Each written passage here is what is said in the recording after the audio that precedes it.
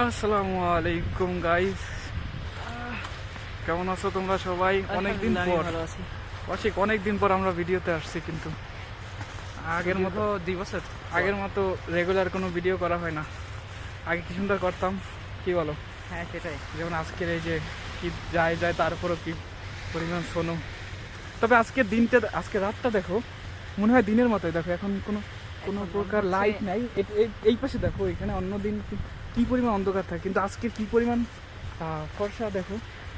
সেটাই মনে হচ্ছে না ফজরের নামাজ পড়া তারপর আমরা বেরোচ্ছি, কিন্তু দেখা যায় যে ফজরের নামাজ পড়ার পর এরকম আর কি আলোকসজ্জা দেখা যায়। কিন্তু এখন রাত্র 11টা বাজে, কিন্তু আমরা এইমাত্র তারাবি শেষ করলাম এবং বাসায় যাইতেছি। কি বলবো, এখন ঠান্ডা অনেক পড়তেছে, -10 এখন বর্তমান, আগামীকালকে -12 হবে। তো ইনশাআল্লাহ এভাবে আমাদের রোজাটা কেটে গেল, দেখতে দেখতে শেষ হয়ে গেল। আর 10টা রোজা বাকি, আরো একটি রমজান শেষ করলাম, বাবা মা ছাড়া, ফ্যামিলি ছাড়া, নিজের দেশ ছাড়া। দেখি কবে আল্লাহ তাআলা আবার নসিব করে বাবা মার সাথে ঈদ এবং রোজা আবার রাখতে পারি ইনশাআল্লাহ খুব শীঘ্রই। কারণ হচ্ছে আমরা বিশকেকে আর সম্ভবত একটা রোজায় অবস্থান করব, কারণ হচ্ছে আমাদের সম্ভবত আগামী বছরের রমজান 27শে ডিসেম্বরের দিকে। তো ইনশাআল্লাহ তারপরে ইনশাআল্লাহ আমরা 2028 সালের রমজানটা ইনশাআল্লাহ আমরা বাংলাদেশেই করতে পারবো ইনশাআল্লাহ, আশা করি। আর আমার মনে হয় কি, বাংলাদেশ, ইন্ডিয়া, ভারত, পাকিস্তান যে আছে, I am sorry for that, কারণ হচ্ছে ইন্ডিয়ার ভারত একই দেশ। আর দ্বিতীয় কথা হচ্ছে যে আমাদের সাউথ এশিয়ান যে কালচারটা আছে, ওটা আসতে অনেক সুন্দর, সত্য কথা যেটা। আর এই কালচারটা থেকে আমরা যে এই কালচারে এসেছি, অর্থাৎ সেন্ট্রাল এশিয়ান একটা কালচারে এসেছি, এটা পুরোটাই ডিফারেন্ট।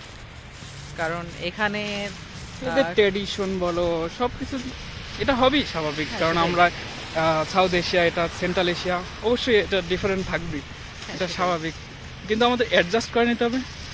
আর দ্বিতীয় একটা মজার বিষয় হচ্ছে যে বাংলাদেশে এই মুহূর্তে প্রচণ্ড গরম পড়তেছে। আমি যতটুকু শুনলাম, বাসা থেকে কল দিয়েছিল, তো তারা বললেন যে আছে অনেক গরম পড়তেছে।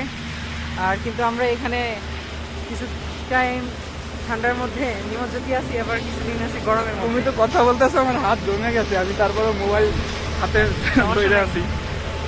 ভিডিওটা শেষ করতে হবে, কারণ আমার হাতে আর কাজ করতেছে না।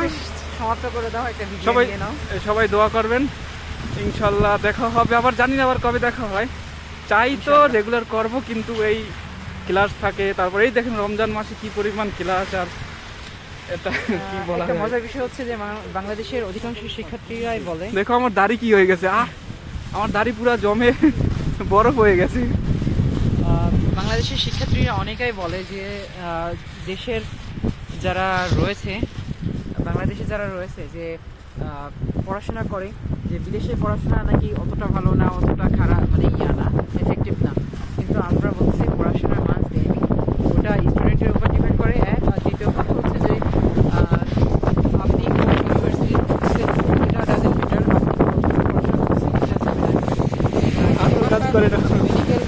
স্টুডেন্ট মানেই হচ্ছে স্ট্রাগল, একটা লাইফ। আর কারণ হচ্ছে এখানে আপনার দিকে তাকিয়ে থাকে আর কি সাধারণ মানুষ থেকে শুরু করে সবাই। আল্লাহ তাআলার পরে যদি কেউ একজন মানুষ আপনাকে সাহায্য করতে পারে, সে একজন ডাক্তার, ঠিক আছে। আর দ্বিতীয় বিষয় হচ্ছে আমাদের ক্লাস হয়, অনেকে বাংলাদেশের শিক্ষার্থীরা প্রশ্ন করে থাকে যে ক্লাস আমাদের কখন শুরু হয় না হয়, এই বিষয়গুলো। যে আমাদের ক্লাস শুরু হয় সকাল 7টা থেকে বিকাল 4:20 পর্যন্ত। ওইটাকে বলো আগে, আমাদের সেহরি শেষ হওয়ার পর ফজরের নামাজ কখন শেষ হয়? 6:30টায় নামাজ শেষ হয়, 7টায় ক্লাস শেষ হয়, তাহলে চিন্তা করো 6টা। তারপর এমন দিন আছে 5টা 6টা পর্যন্ত ক্লাস থাকে, সেদিন তো ইফতারি। যেমন আজকে হচ্ছে সেহরি শেষ আমাদের 5:44-এ, আর সেহরির পর ফজর নামাজ হবে ইনশাআল্লাহ 5:56-তে। আমার মনে হয় ভিডিওটা বন্ধ করতে হবে, আমার 6টার দিকে আর কি আমার হাত হয়তো কিছুক্ষণ পরে করবে, আমার হাতের অবস্থা খুব খারাপ হয়ে গেছে। হয়তো তোমার হাতে ফ্রস্ট বাইট হওয়ার সম্ভাবনা আছে, আমি এখন বন্ধ করি, কারণ ভিডিওটা সমাপ্ত করাই উচিত। অনেকক্ষণ ধরে ফোনটা ধরে আছি। তো দেখা হবে ইনশাআল্লাহ, বাই বাই। সবাই দোয়া করবেন, দোয়া চাই সবার কাছে।